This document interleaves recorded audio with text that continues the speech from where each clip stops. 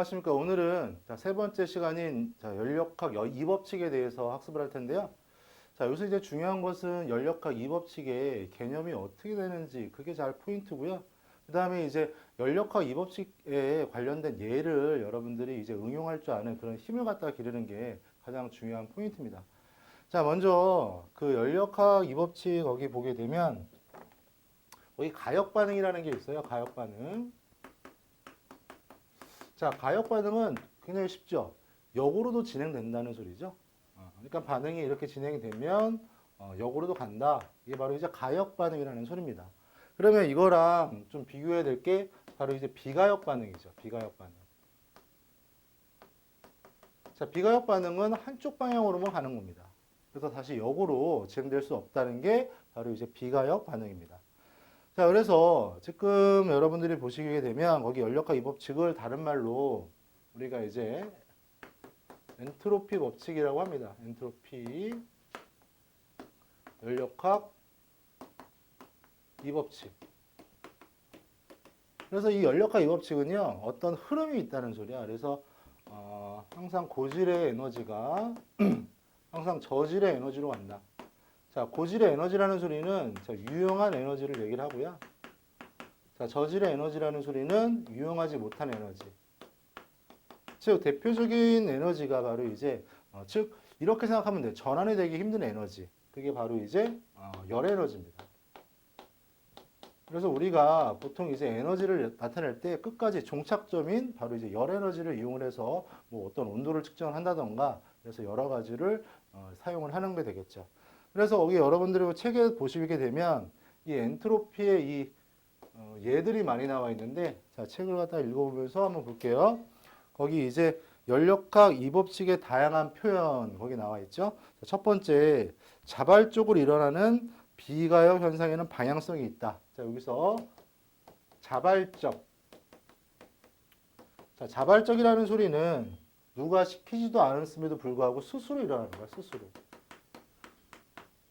그러니까 여러분들이 사실은 공부를 하다가 졸고 있죠. 이것도 어떻게 보면 연력학 이 법칙에 해당한다고 볼 수 있습니다. 이런 거 자발적으로 일어나는 거. 그래서 어떤 방향성이 있다. 거기다 표시를 해놓으시고요. 그 다음에 이제 두 번째 보게 되면 항상 무슨 에너지에서 이제 고온에서 저온으로 간다. 그거. 그 다음에 이제 세 번 보게 되면 고리계에서는 자발적으로 일어나는 자연현상은 확률적으로 높은 방향으로 진행된다. 확률이 높은 쪽으로 방향으로 진행되는데 여기서 이제 고리계가 납니다. 고리계. 그래서 요걸 좀 정리를 좀 해드릴게요. 개가 나오는데 개를 시스템이라고 얘기를 합니다.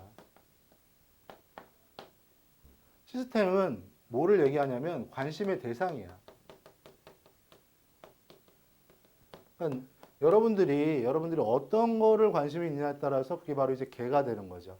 그래서 이제 개의 종류에는 여기 나와 있는 것처럼 고리개, 열린 개, 닫힌 개가 있습니다. 닫힌 개.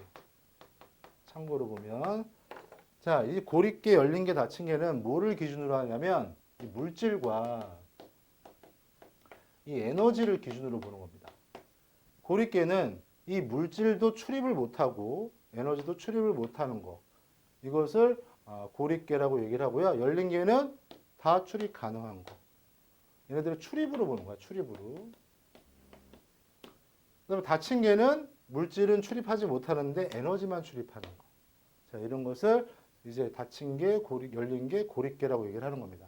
그래서 고리개라는 것은 그러니까 기본적으로 고리개에서 이제 확률이 높아지는 쪽으로 진행된다고 그랬죠. 그러니까 외부 영향이 없어도 결과적으로 확률이 높아진다는 소리는 굉장히 혼돈 상태가 된다는 소리야. 그래서 스스로 진행되는 것을 바로 이제 엔트로피라고 얘기를 하고요. 그래서 거기 4번 또 보게 되면 엔트로피는 항상 어떻게 된다? 증가하려는 쪽으로 진행된다. 이게 바로 이제 거기다 밑줄 그어놓으시고요. 무질서해지려고 한다. 는 엔트로피가 증가된다는 것을 의미합니다. 그러니까 여러분들이 예를 들어서 수업을 갖다가 공부를 하다가 졸고 있다. 그러면 이 상태는 뭐다? 엔트로피가 증가된 상태다. 그래서 여러분들이 그거 보면 되겠고요. 그 다음에 열 효율인 100%인 열기관을 만들 수가 없다 그랬습니다. 자, 열기관이라는 것은 열을 이용을 해서 일을 만드는 장치라고 얘기를 했죠. 그래서 열기관이 왜 100%를 만들 수 없는지를 살펴보겠습니다. 자, 여기 여러분들 책 84페이지를 참고로 보시면 될 것 같아요. 자, 열기관.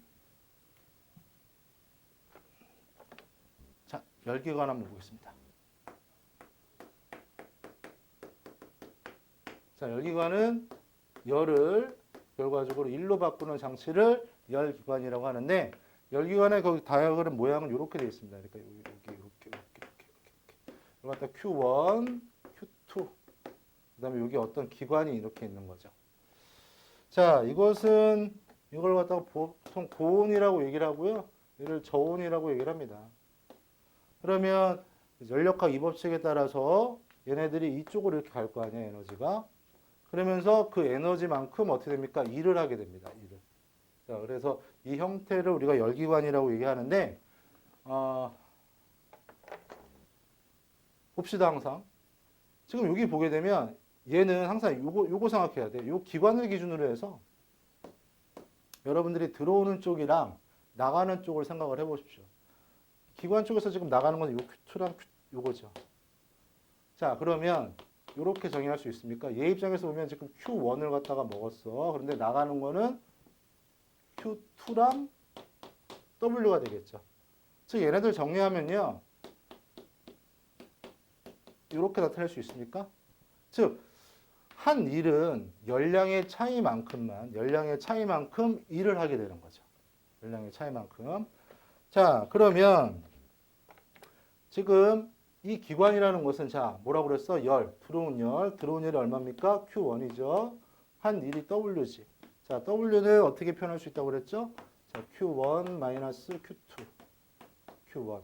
자, 얘네들 정리해 봅시다. 1 마이너스 Q1분의 Q2. 즉, 요게 바로 이제 효율이라는 소리인데, 효율이 1보다는 항상 어떻게 된다는 소리야?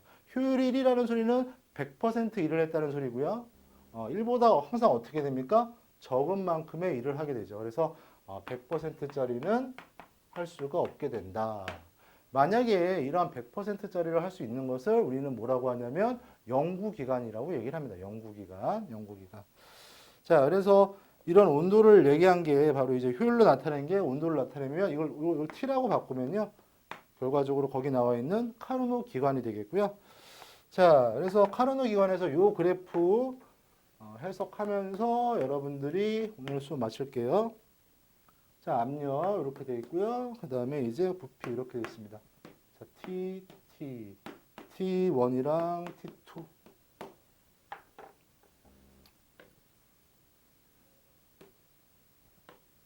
이렇게 진행되는데, 자, Q1이 이렇게 들어가고, Q2가 이렇게 나가는 거죠. 자, 지금 보게 되면, 자, 여기서부터 이게 준비를 하는 거야. 온도가 지금 누가 더 높냐면, T1이, 이게 고온을 얘기하고요. 이게 저온을 얘기를 합니다. 항상 온도가 큰 데서 낮은 데로 간다며. 자, 여기서 이렇게 쭉 이렇게 올라가죠. 그 다음에 얘네들 이렇게 진행되는 거.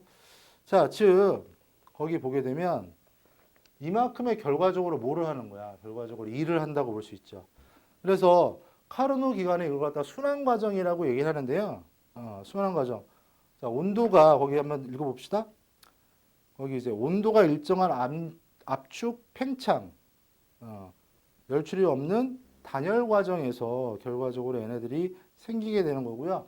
열 효율이 100%짜리는 있다 없다? 실제로는 불가능합니다. 그래서 얘가 고온인 경우, 그 다음에 얘가 0도인 경우에서 얘네들이 이만큼 차이만큼 뭐를 하는 거야? 결과적으로 일을 한다고 볼 수 있죠. 그래서 이러한 기간 중에서 영구기간이라는 게 있어요. 영구기간. 그래서 거기 책에서도 나와 있겠지만 제1종의 영구기간이라는 소리는 외부의 에너지 공급 없이 작동하는 기간. 그런데 이제 에너지 열이 없다면 결과적으로 일도 할 수 없게 되죠. 그게 바로 이제 무슨 법칙에 위배되는 거다? 열역학 1법칙에 위배되는 거다. 자, 자, 이런 거. 그 다음에 제2종 연구기관은 결과적으로 이게 열 효율이 100%인 열기관을 얘기하는 건데요. 자, 항상 에너지라는 것은 고온에서 저온으로 가면서, 즉, 고질의 에너지에서 저질의 에너지로 가면서 그만큼 차이만큼 일을 하기 때문에 100%짜리 이런 기관을 만들 수가 있다, 없다? 없다라는 소리죠. 그래서 여러분들이 요거 두 개의 차이점을 기억을 해 놓으십시오. 이거 되게 쉬워요. 어떻게 외우면 되냐면, 1종은 연력학 1법칙에 위배된다. 자, 2종 연구기관은 이 법칙에 위배된다. 이렇게 외우면 여러분들이 더 쉬울 것 같습니다. 특히 요거 같은 경우는 응용을 갖다가 잘해야 된다고 그랬죠. 그래서 우리가 문제풀이를 통해 가지고 한 번 더 연습하도록 하겠습니다. 자, 개념 확인 문제 시작하겠습니다. 자, 1번. 자, 그림과 같이 한쪽에 자, 1겹이 들어있는 기체에 들어있는 상태에서 밸브를 열면 얘네들이 퍼진다는 소리입니다. 그러니까 여기에 지금 기체들이 이렇게 있다가 기체들이 지금 여기서만 이렇게 있다가 밸브를 갖다 열게 되면 여기다 밸브를 열게 되면 얘네들이 쫙 이렇게 퍼지죠. 퍼진다는 소리입니다. 그래서 옳은 것은 동그라미, 옳지 않은 것은 X로 표현했습니다. 자, 1번 보면 가역 과정이다 그랬습니다. 가역 과정이라는 소리는 다시 원상태로 돌려갈 수 있는 것을 가역 과정이라고 그랬죠. 자, 일단 얘네들이 혼합이 되면 다시 이쪽으로 갈 수 있습니까? 없습니까? 없죠. 그렇기 때문에 얘는 비가역 과정입니다. 비가역 과정. 그래서 X가 되겠고요. 자, 두 번째 보게 되면 B 상태에서 저절로 A 상태로 돌아오지 않는다. 비가역 과정이니까 맞죠? 3번. 외부에서 에너지를 공급해도 B의 상태에서 A 상태로 되돌아오게 할 수 없다. 자, 에너지를 주면 그러니까 자발적으로 일어나지는 않지만 에너지를 주면 억지로라도 일어날 수 있습니다. 그러니까 우리가 이걸 생각하면 돼요. 그러니까 물 같은 경우는 위에서 아래로 떨어지잖아. 누가 시키지도 않았음에도 불구하고. 그런데 우리가 펌프라는 것을 이용을 해서 에너지를 주게 되면 다시 어떻게 됩니까? 다시 위로 올라갈 수도 있죠. 그러니까 에너지를 준다는 거 여러분들이 꼭 기억을 해 두셔야 됩니다. 자, 그 다음에 2번 봅시다. 2번 보면 자, 비가역 과정만 고르래요. 비가역 과정만. 자, 열의 이동. 비가역 과정 맞죠? 그 다음에 기체 확산. 이것도 비가역 과정이지. 그 다음에 잉크의 확산 역시 어떻게 됩니까? 잉크의 확산 역시 비가역 과정이지. 근데 이제 공기 저항이 없을 때 진자 운동은 자, 계속 어떻게 돼? 그 자리에 진자 운동이라는 소리는 여기에서 공기 저항이 없으면 다시 여기까지 제일 높이까지 다시 공기 저항이 없으면 왔다리 갔다리 하죠. 연력학 에너지 보존의 법칙에 의해서. 그러니까 얘는 다시 원상태로 갔으니까 비가역 과정이 아니죠. 그래서 올바른 것은 기역, 니은, 디귿이 되겠습니다. 자, 3번 보게 되면 3번은 이제 말로 할게요. 자, 고온의 물체와 저온의 물체를 접촉시켰을 때 열이 저온의 물체에서 고온의 물체로 이동하여 저온의 물체가 더 차가워지고 그 다음에 고온의 물체가 더 뜨거워지는 현상은 에너지 보존 법칙인 연력학 제 몇 법칙? 에너지는 보존된다. 자, 잃어버렸지만 보존된다. 자, 1법칙. 얘는 위배되지 않지만 뭐에 따라서는 위배된다? 2법칙에는 위배되는 거죠. 되므로 일어나지 않는다. 그래서 여러분들이 그거 확인해 두시면 되겠고. 자, 4번. 자, 그림과 같이 고온의 물체랑 저온의 물체가 있습니다. 그러니까 여기 지금 여기 보게 되면 여기 이렇게 되어 있죠. 여기 고온의 물체랑 저온의 물체를 접촉시켜 놨습니다. 자, 옳은 것은 동그라미, 옳지 않은 것은 X로 하라고 되어 있네요. 자, 1번 보게 되면 저온의 물체에서 고온의 물체로 열이 이동한다. 무슨 소리야? 고온에서 저온으로 가는 거죠. 자, 2번. 그 다음에 두 물체 온도가 같아지면 더 이상 열 이동이 없는 열평형 상태가 된다 그랬습니다. 열 이동이 없는 열평형 상태다. 2번 맞죠? 열평형 상태. 자, 요거 기억해 두시면 되겠고. 3번. 열평형 상태에서 다시 고온과 저온으로 나누어지는 일은 저절로 일어나지 않을 것이다. 이거 맞죠? 근데 에너지를 가하면 일어날 수 있죠. 근데 저절로라고 되어 있으니까 결과적으로 맞는 말이 되겠고. 자, 5번 계산 문제네요. 자, 어떤 열기관이 고온의 열에서 1000주를 갖다 흡수를 해서 자, 저온으로 얼마? 600주를 방출했습니다. 그 고온의 열에서 저온으로 흘러간 열을 제외하고 모두 1로 사용됐대. 그래서 1로 사용됐대요. 자, 이 기관의 열 효율은 얼마인지 물어봤습니다. 자, 들어간 양 얼마? 들어간 양 얼마? 100, 1000. 한 일은 결과적으로 어떻게 됩니까? 1000에서 600을 빼면 되는 거죠? 그러면 400. 그러면 얘 얼마? 0.4가 되겠네요. 효율은 0.4. 자, 요거 별표 많이 나올 거니까. 자, 그 다음에 이제 6번 봅시다. 6번. 자, 연력학 이 법칙에 대해서 설명으로 옳은 것은 동그라미, 옳지 않은 것은 X로 하시오. 자, 1번 보게 되면 자, 열은 저온의 물체에서 고온의 물체로 스스로 이동하지 않는다. 맞죠. 자, 그 다음에 두 번째 보게 되면 열 효율이 100%. 열기관은 존재하지 않는다. 맞는 거죠. 자, 세 번째. 그 다음에 열은 모두 1로 바꿀 수 있다? 존재하지 않으니까 바꿀 수 없죠. 4번. 자발적으로, 자, 밑줄거나 자발적으로 일어나는 자연현상은 엔트로피가 증가하는 방향으로 진행된다. 이렇게 무질서해지려는 것은 엔트로피가 증가되는 거죠. 자, 고온에서 저온으로 가는 것도 엔트로피가 증가된다고 볼 수가 있습니다. 그래서 맞는 거. 자, 그래서 여러분들 연력학 2법칙까지 끝내봤는데요. 자, 여기서 다시 한번 기억해야 될 건 뭐냐면 얘가 중요합니다. 얘가. 그래서 여러분들 요거 좀 많이 연습해 주시고 그다음에 주변에서도 좀 찾아보는 그런 생각을 갖다 좀 했으면 좋겠어요. 예를 들어서 책상이 일렬로 정렬되어 있다가 한참 시간이 흐르면 어떻게 됩니까? 누가 시키지도 않았는데도 불구하고 막 난장판이 되는 거 있죠. 이렇게 불규칙해지는 거 이런 것도 마찬가지로 연력학 이 법칙에 해당하는 거죠. 자, 수고하셨고요. 다음 강좌에서 만나도록 하겠습니다.